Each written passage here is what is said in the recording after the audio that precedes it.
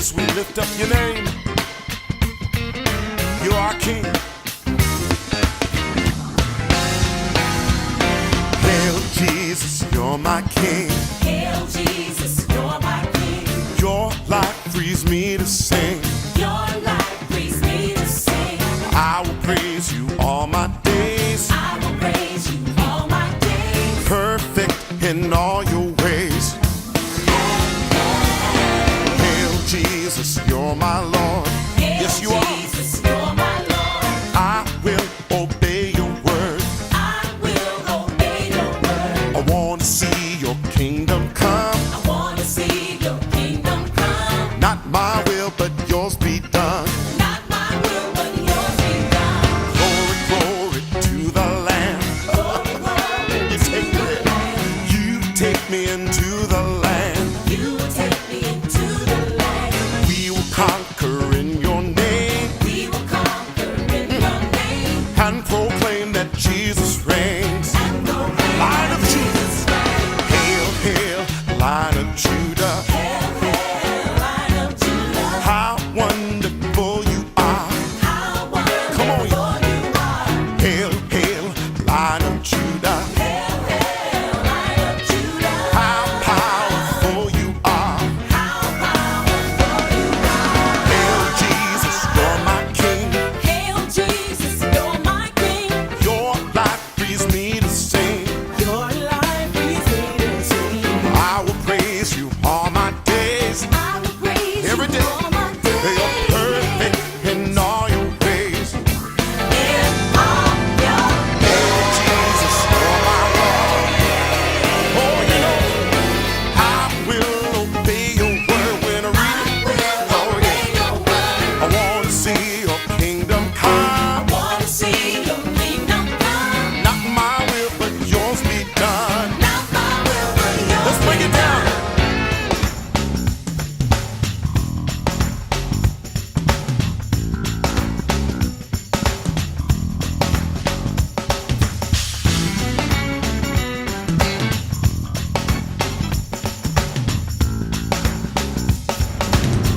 Glory, glory, glory. Glory, glory to the Lamb. What does it take you? You take me into the land. You take me into the land. We will conquer in your name We will conquer in your name. and proclaim that Jesus reigns. And proclaim that Jesus reigns. Hail, hail, Lion of Judah. Oh, how wonderful you are. How powerful you are. Hail, hail, Lion of Judah. Hail, hail, Lion of Judah. How powerful you are. How powerful you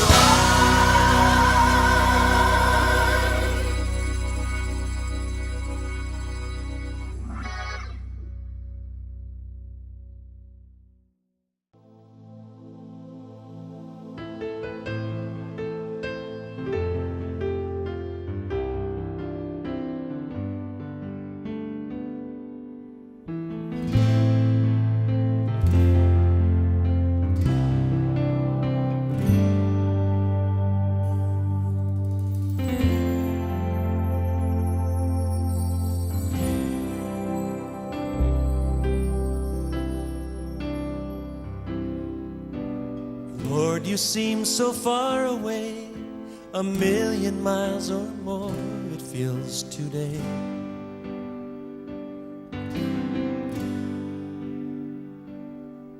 And though I haven't lost my faith, I must confess right now that it's hard for me to pray. But I don't know what to say, and I don't know where to start. But as you give the grace, with all that's in my heart, I will sing, yes, I will pray. Even in my darkest hour, through the sorrow and the pain, I will sing, I will pray. Lift my hands to honor you will sing.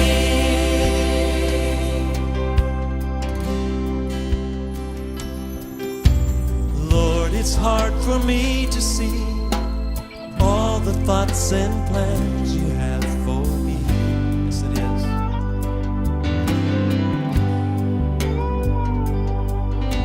But I will put my trust in you, knowing that you died to set me free. Oh, thank God you did.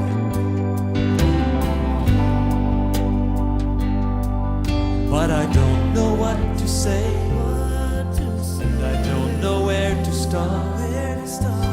But as you give the grace, with all that's in my heart, I will sing, I will pray.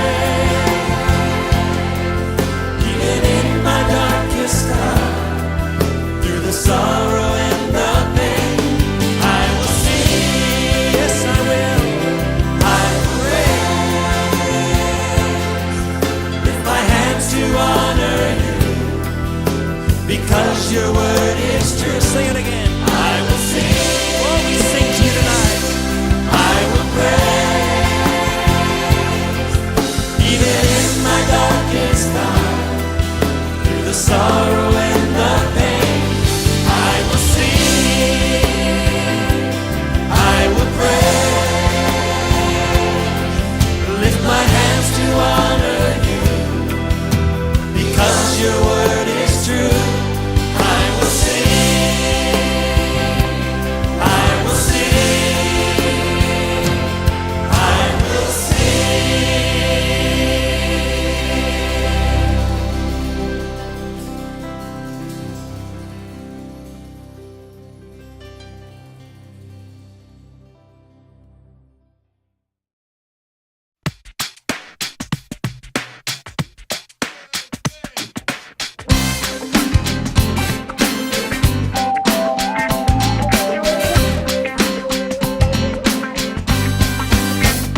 I will enter his gates with thanksgiving in my heart. I will enter his courts with praise. I will say, This is the day that the Lord has made. I will rejoice, for he has made me glad. Let me hear you say it. He has made me glad. Oh, he has made me glad. I will rejoice, for he has made me glad. He has made me glad. Oh, he has made me glad. I will rejoice, for he has made me glad.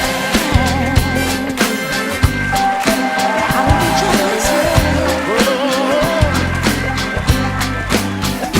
I will enter his gates with thanksgiving in my heart. I will enter his courts with praise. I will say This is the day that the Lord has made. I will rejoice, for he has made me glad. He has made me glad. He has made me glad. He has made me Oh, he has made me glad. I will rejoice, for he has made me glad. He has made me glad. Oh, he has made me glad. I will rejoice, for he has made me glad. He has made me glad. Oh, he has made me glad. I will rejoice. Rejoice, for he has made me glad. He has made me glad.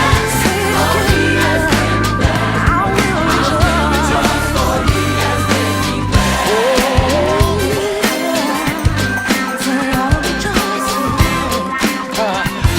Come on, let's break it down. Enter his gates with thanksgiving in my heart. I will enter his courts with praise. I will say this is the day that the Lord has made. I will rejoice, for he has made me glad.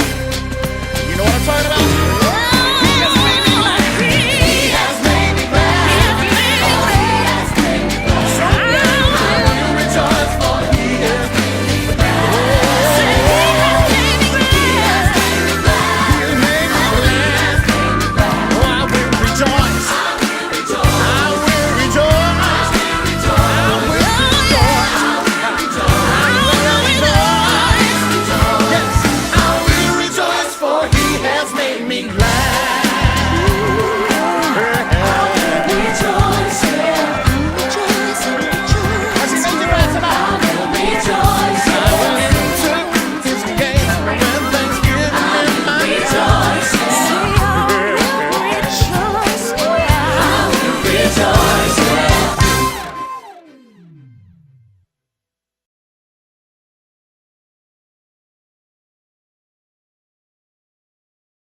Psalm 13.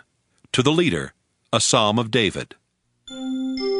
How long, O Lord, will you forget me forever? How long will you hide your face from me? How long must I bear pain in my soul and have sorrow in my heart all day long? How long shall my enemy be exalted over me? Consider and answer me, O Lord, my God. Give light to my eyes, or I will sleep the sleep of death, and my enemy will say, I have prevailed. My foes will rejoice because I am shaken. But I trusted in your steadfast love. My heart shall rejoice in your salvation. I will sing to the Lord because he has dealt bountifully with me. Genesis 18. The Lord appeared to Abraham by the oaks of Mamre, as he sat at the entrance of his tent in the heat of the day. He looked up and saw 3 men standing near him. When he saw them, he ran from the tent entrance to meet them and bowed down to the ground. He said, My Lord, if I find favor with you, do not pass by your servant. Let a little water be brought, and wash your feet, and rest yourselves under the tree. Let me bring a little bread, that you may refresh yourselves, and after that you may pass on, since you have come to your servant.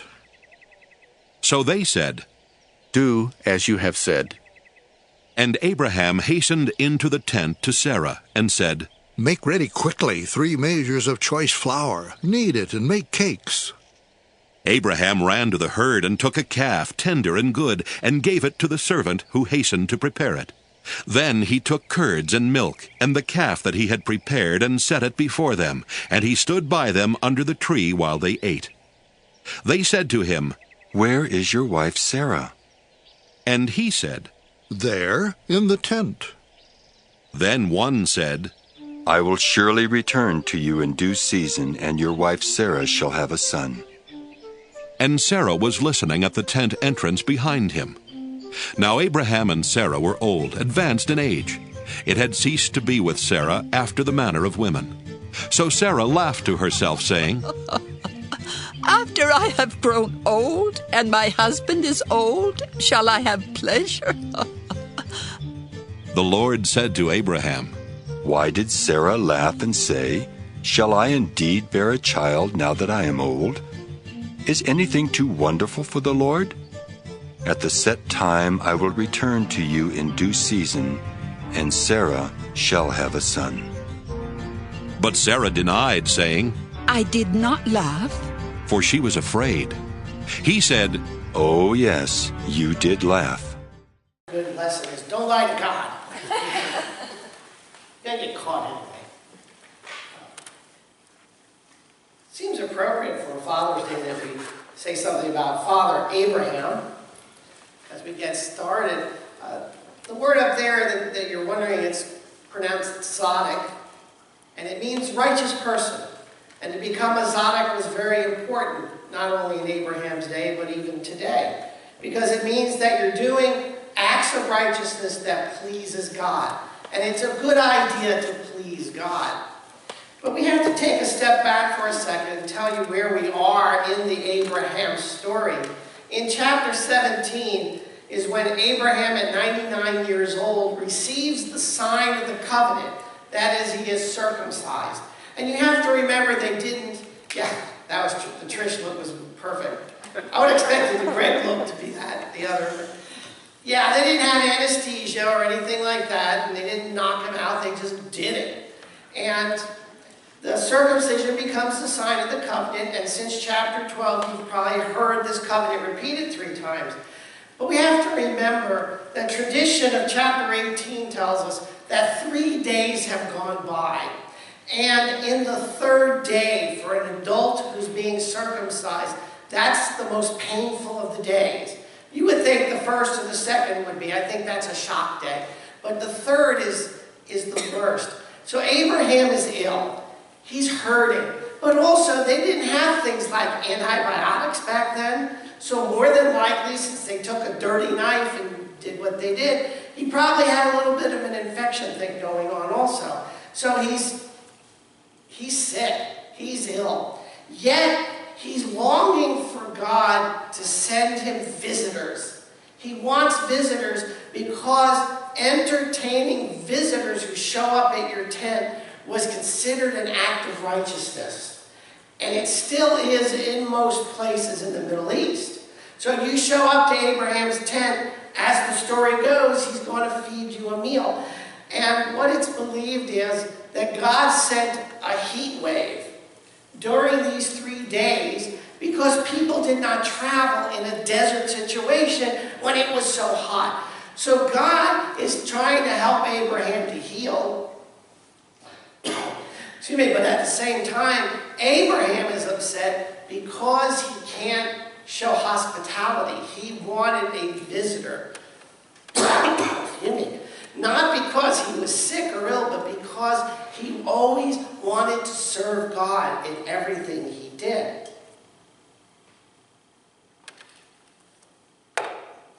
And then we hear these words, in the heat of the day.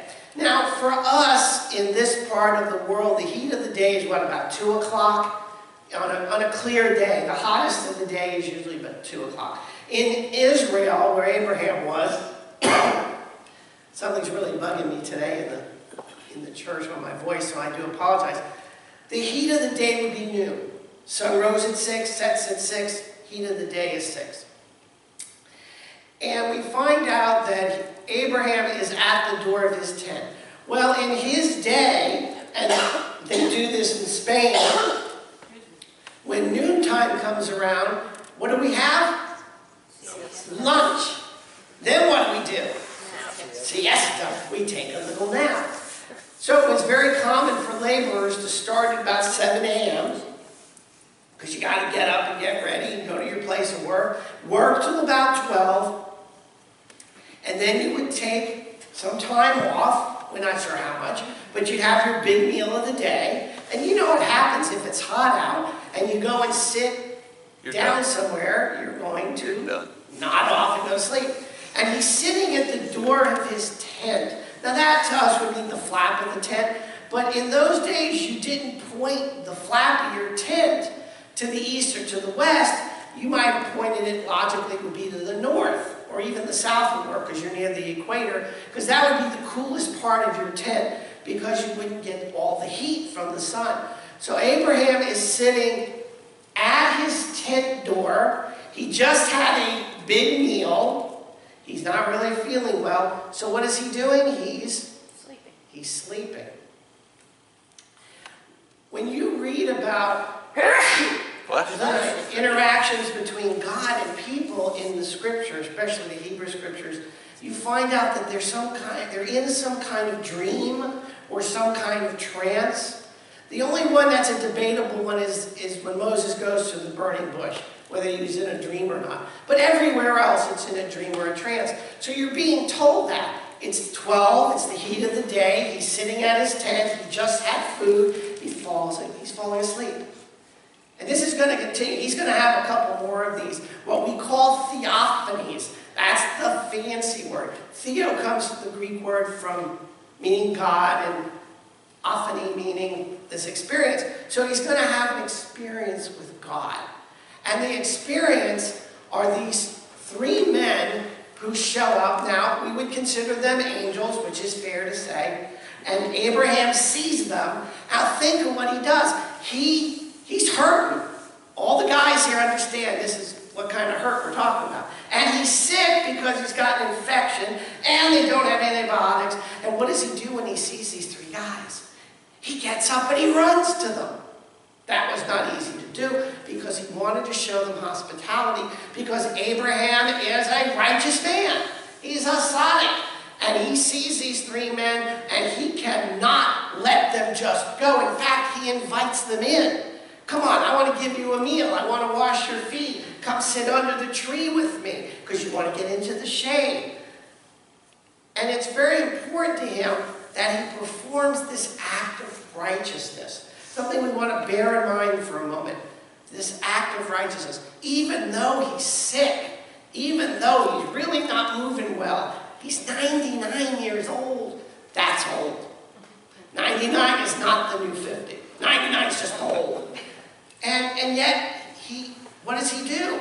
He says, I've got to do this act of righteousness because it's a blessing from God if I do it. And he gets up and does it. Now, Christian commentators over the years have said, oh, 3 visitors. That's Father, Son, and Spirit. Okay, if you want to believe that, that's fine. But if the Father, Son, and the Spirit show up as 3 angels, who's minding the store up in heaven? It's not like we can lock the door and say, I'll be back in an hour, like they do at the BJ's at the Optical. Oh, I'm going to go to lunch, so I'll be back in an hour.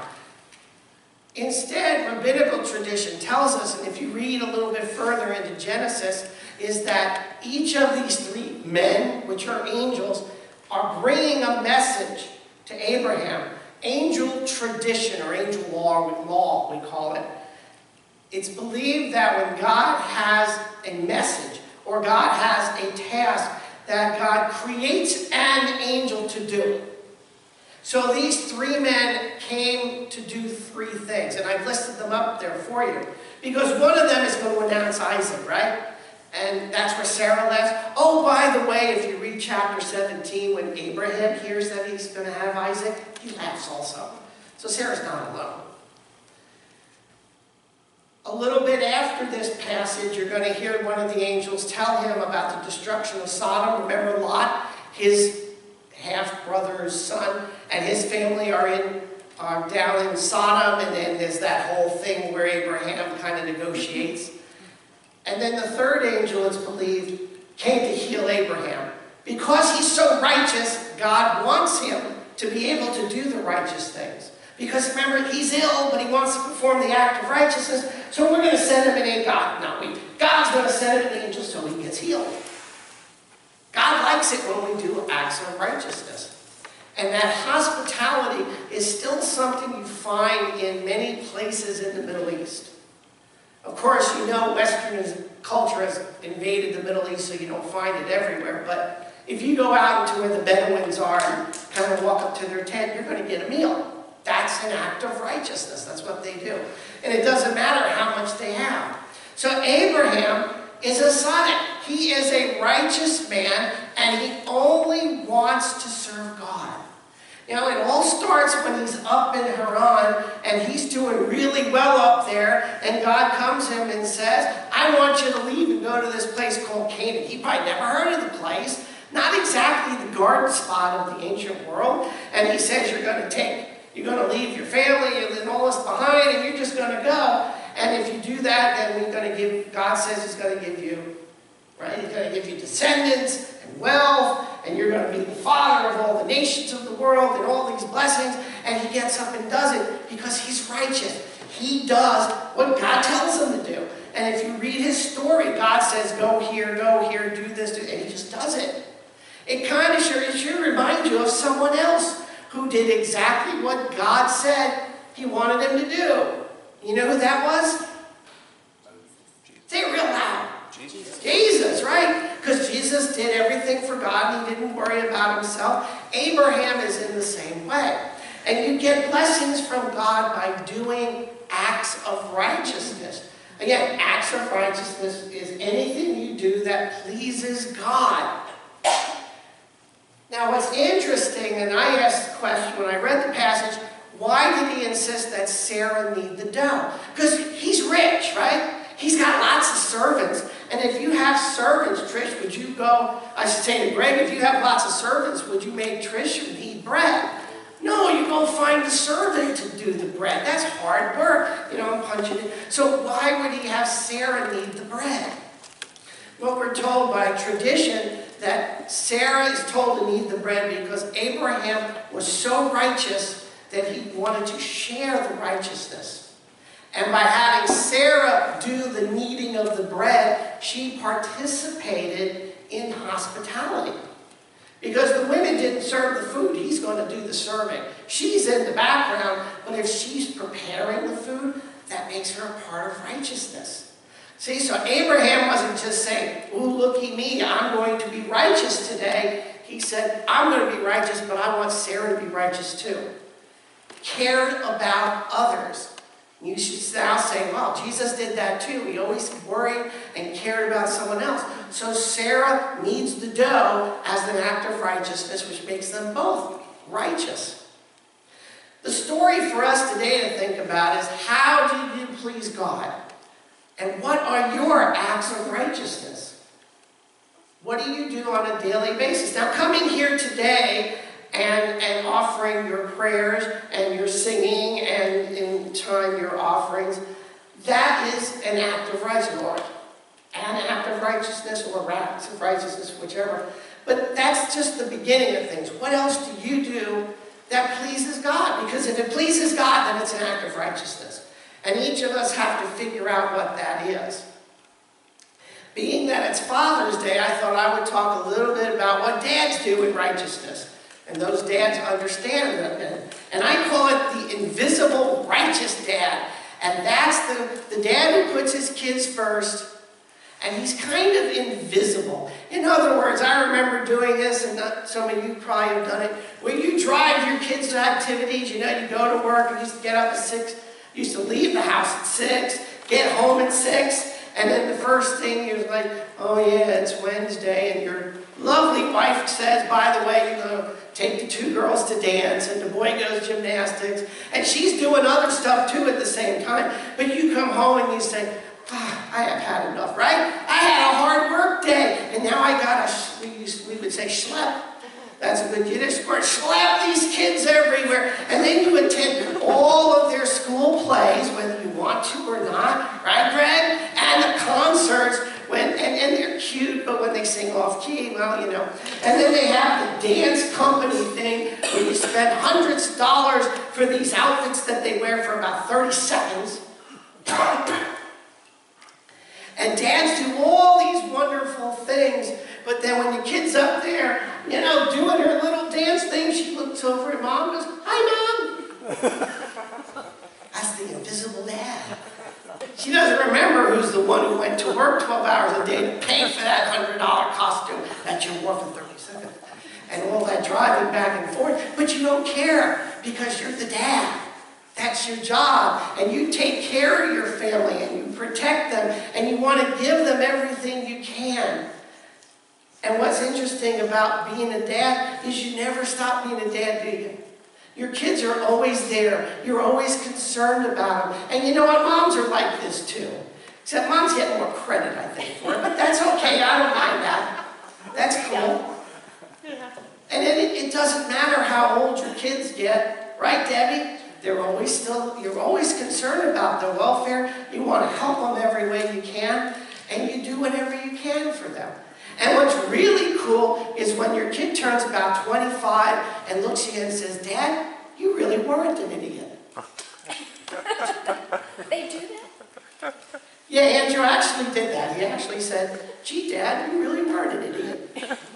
But the one thing he will not do, because they stayed with us for 2 days while they were moving, which really irritates me, but I learned, they don't turn lights off. And his wife does not turn lights off. So I put those 5-watt LED bulbs in, so I said, "Don't care." So you wasted about 3 cents. When we were younger in my house, I had sound detectors, I had sound detectors, I had timers, I had all kinds of things, because the kids never turned the lights off. So I'm telling you, when Andrew got his first apartment with Amy and they were at Millersville, you know what I did when I visited the first time? Flipped all the lights off. Every single light in the family. And then Andrew comes out and says, "Why are you doing that? It costs money."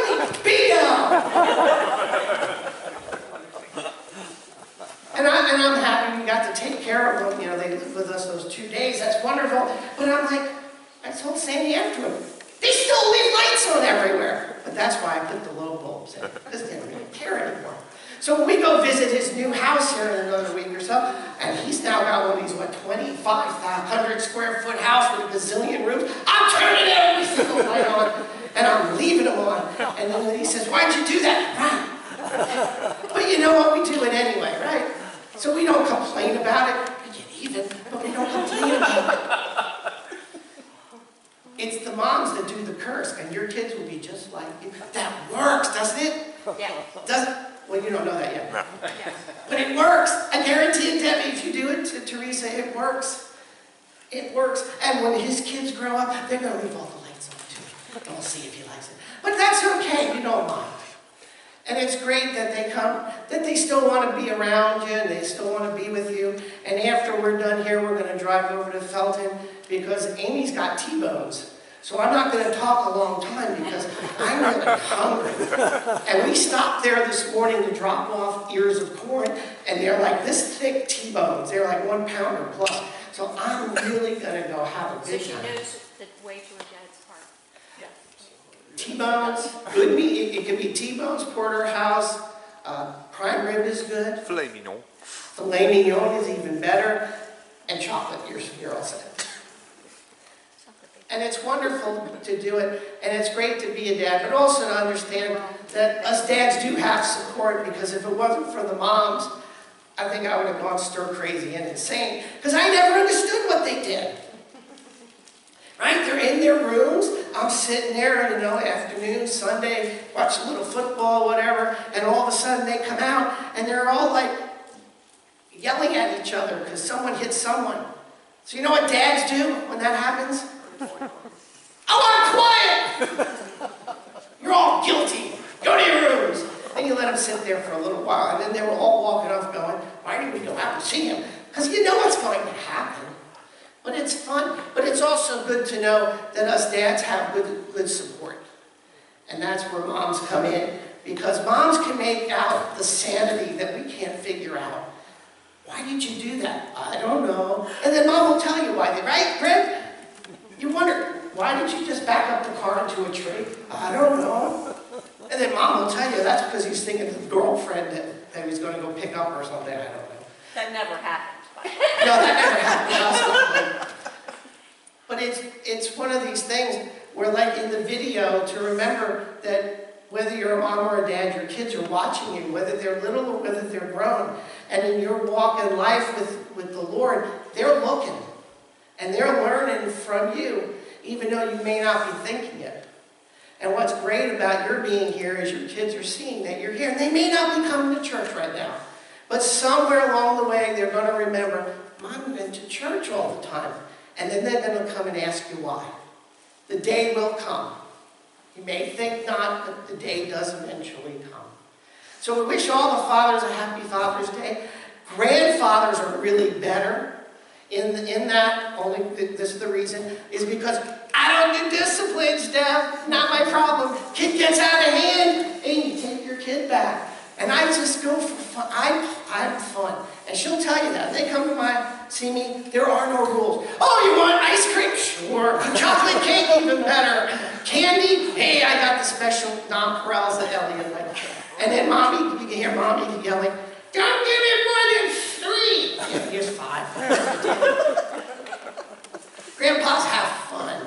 That's what we do. We went through our disciplinary phase. We don't do that now. So happy Father's Day, Grandfather's Day, Uncle's Day too, because if you're an uncle and you have close kids, you have close nieces, nephews, hey, you count just as much.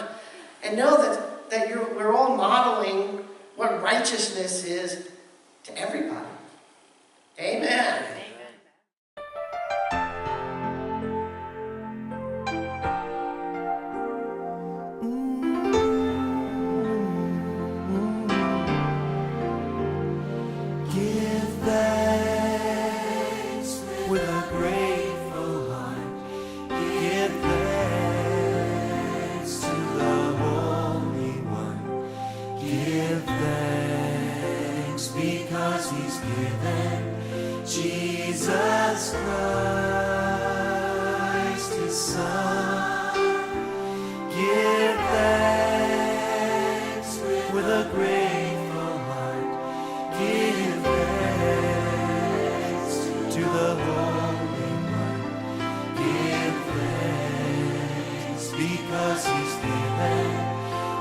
Jesus Christ, His Son. And now let the weak say, I am strong. Let the poor say, I am rich, because of what the Lord has done for us. And now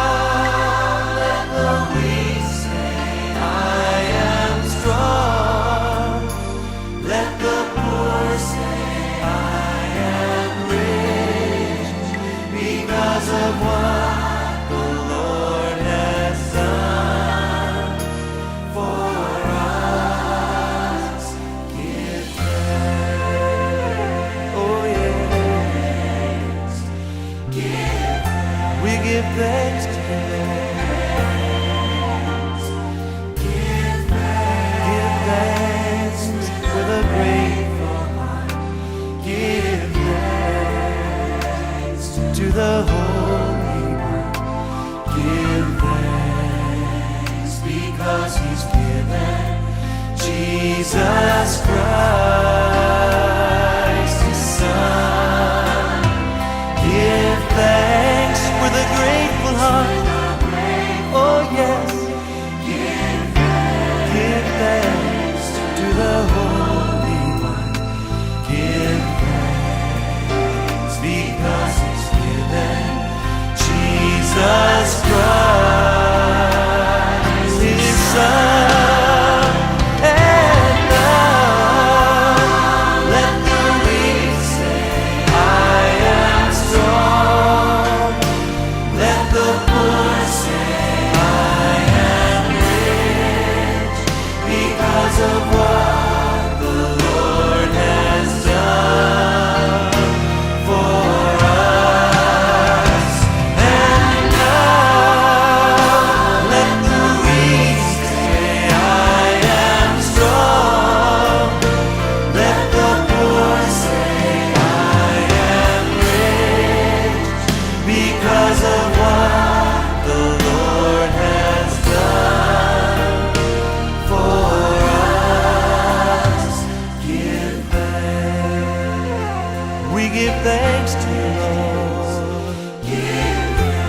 We give thanks. Give thanks.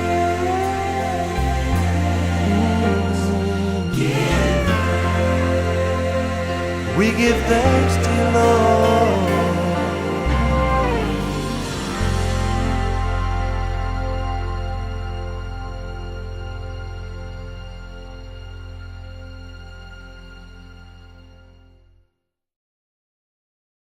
Bible Interact, uncovering the mysteries of the kingdom of God.